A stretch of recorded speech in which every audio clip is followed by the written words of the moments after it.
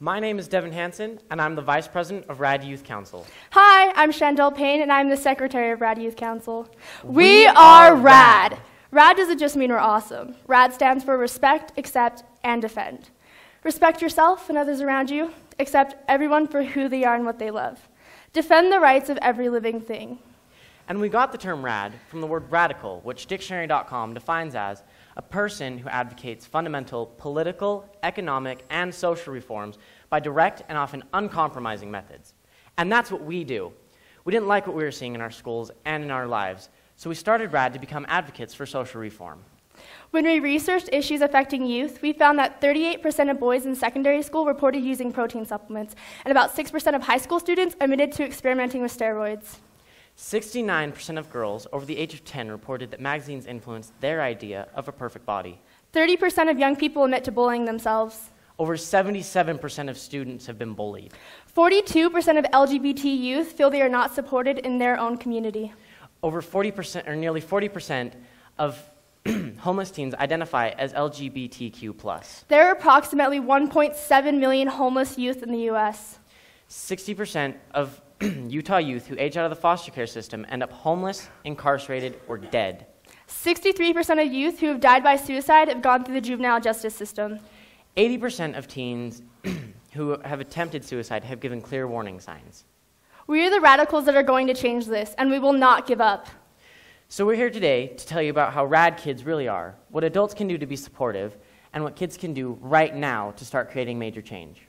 Looking at us, I'm sure some of you are wondering what a bunch of kids could possibly know about the difficult subjects we deal with on a daily basis. And that's okay. You wouldn't be the first to wonder, and I'm sure you won't be the last. Each of us has had personal experiences with the different causes we deal with. My mom had me young, so therefore I'm very close with my uncles and my grandparents. And in school, I've always done well academically, but I didn't fit in when I was little because I looked more mature for my age. Then, in a span from 4th to 7th grade, I went through a lot of life-changing situations. I moved out of state, my grandpa died, my mom got married, my little sister was born, I had to move back to Utah because of abusive situation. Then, in the middle of 7th grade, I got diagnosed with depression.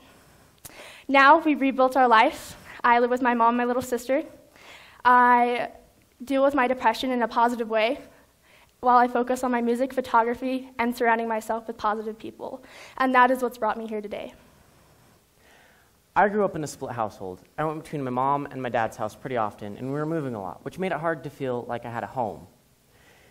And then in 6th and 7th grade, I lost friends to suicide, and I turned to self-harm to deal with my depression. But now,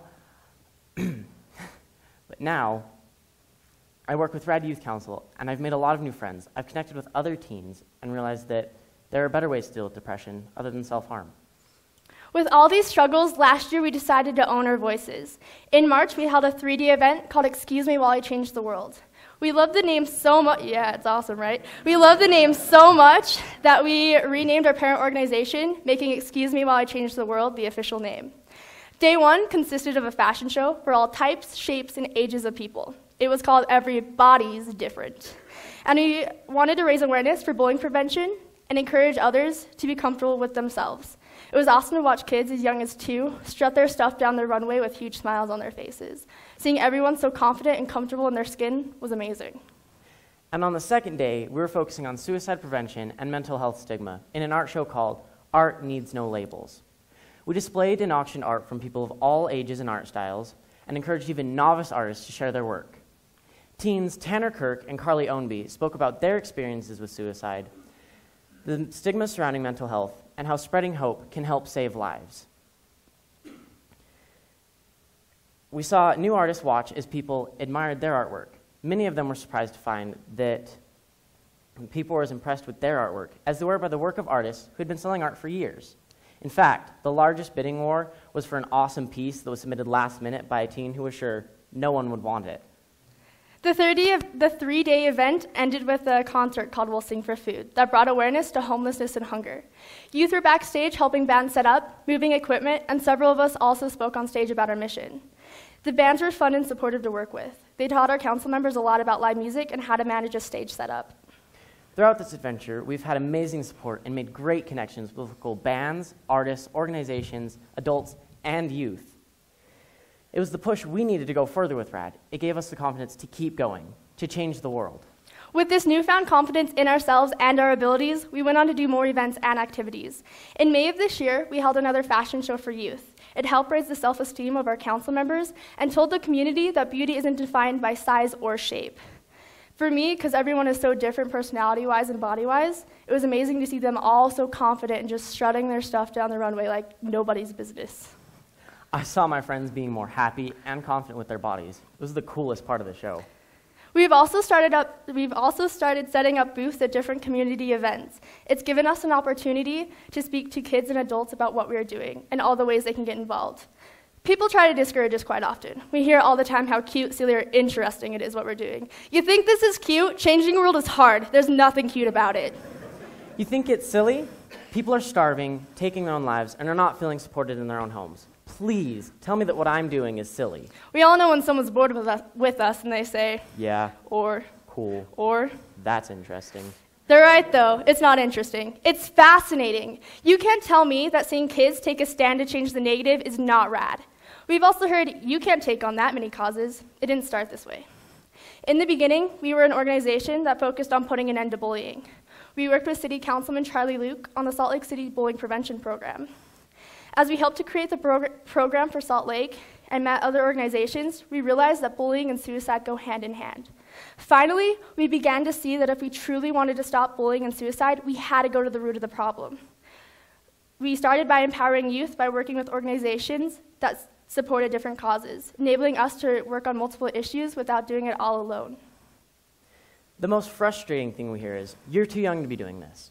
We might be young, but we run our council just like a functioning, legal, nonprofit organization. We meet weekly to discuss new ideas and projects, and we vote on all major decisions. We spend a lot of time together. Because no one under 18 is legally allowed to vote on a nonprofit board, all the youth are represented by adults. The grown-ups vote on our behalf to ensure that all of our votes get counted. Once you turn 21, you graduate from RAD Council and move into Excuse Me While I Change the World. We are a team. To make sure that each council member has an important role, that adults in other organizations know which youth to reach out to, and that all of our causes get equal attention, each of our council members will select a different focus that is important to them to focus on. For example, my focuses are LGBTQ+ equality, suicide prevention, and self-harm awareness. I focus on positive self-image, women's rights, and ending homelessness. Many of our council members have gone through personal struggles, so they've selected focuses that are important to them so that they can help other people so that they don't have to deal with the pain and the stress that they've dealt with. As you can see, some of our focuses overlap. This ensures that none of us work alone. We also have the option to work one-on-one with specific organizations. I work with I Have a Name Project, which is an organization that brings awareness to life on the streets. I get to meet with the homeless and hear their stories. They can tell me whatever they want, and I'm here to listen. Some of them even let me take their picture for the photo exhibit that we'll be doing. We want to change the way people see, or more importantly, do not see the less fortunate. I have connected with the Utah Department of Juvenile Justice. Because they believe in providing incredible support to the at-risk youth, they allow me to work with the staff and adults to support and empower the teens.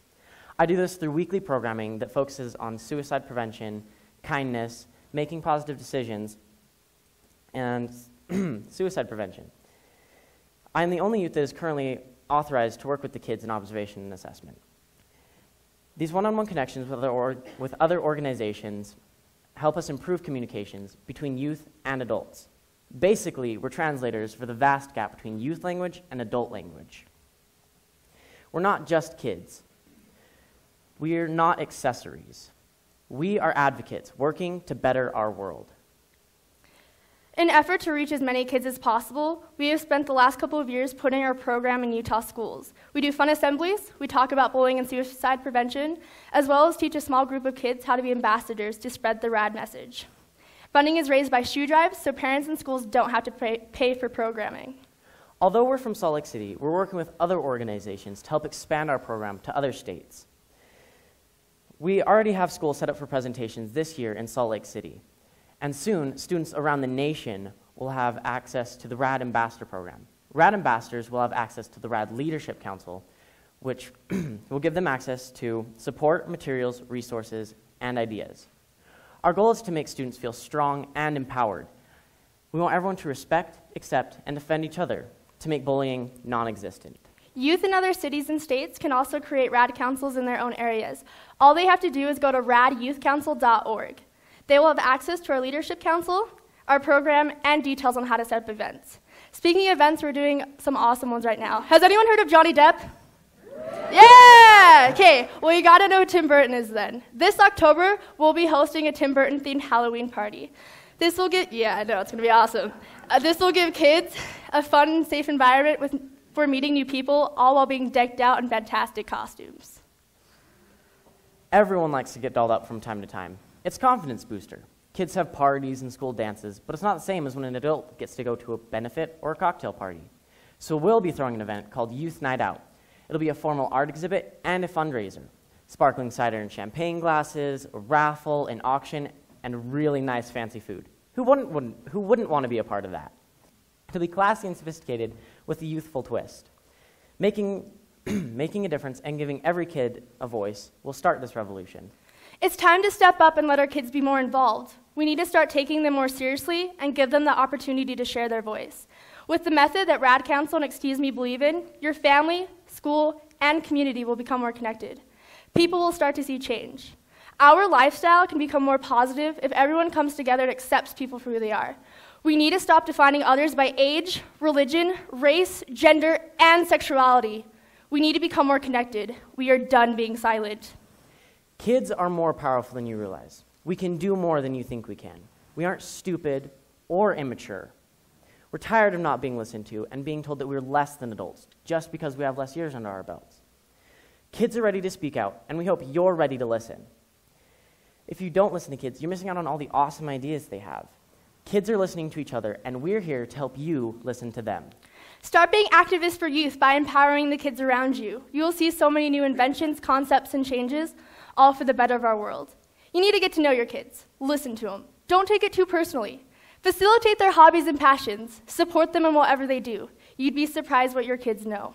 So please, take a step back and begin to realize that adults don't have all the answers. Kids have room for new ideas and growth, and we're open to possibilities. Youth don't have boundaries, and that's what makes us believe we can change the world. That one part of our brains that everybody says isn't developed enough for us to understand consequences is exactly what makes us unafraid. Our voices are so loud and obnoxious that you can't help but hear us. Break time.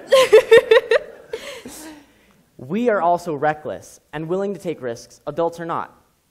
I'm not afraid to jump off a roof onto a trampoline. I'm not afraid to be seen playing tag with my sister or my friends. I have no problem being honest. I have no problem praising people. I don't need gender boundaries to define who I am. I am more than willing to fight for my right as a woman.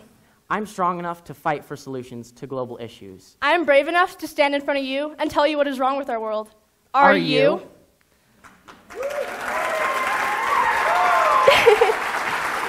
Thank you.